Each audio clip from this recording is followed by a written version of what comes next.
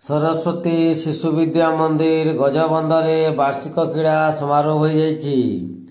एथिरे मुख्य अतिथि भावे बलराम प्रधान, संकुल प्रमुख डुंगरीपाली, बासंती खेती सरपंच गजबंध, तेजमयी साहू सरपंच अंधारी मांझी, संतोषिनी मुदुली समिति सभ्या गजबंध, भागीरथी मेहर अध्यक्ष प्रधानपाली महाविद्यालय और कोषाध्यक्ष गजबंध, दिलीप कुमार साहू जुग्म संपादक, हृषिकेश बरिहा प्रधान शिक्षक सालेपाली उपस्थित थिले।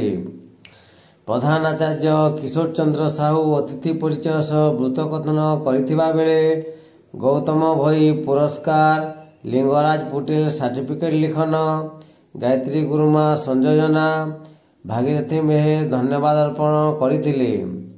उक्त कार्यक्रम में मोट 100 जन को पुरस्कृत करा जायथिबा बेले शारीरिक शिक्षक कपिलेश्वर पांडे खेल परिचालना करथिले।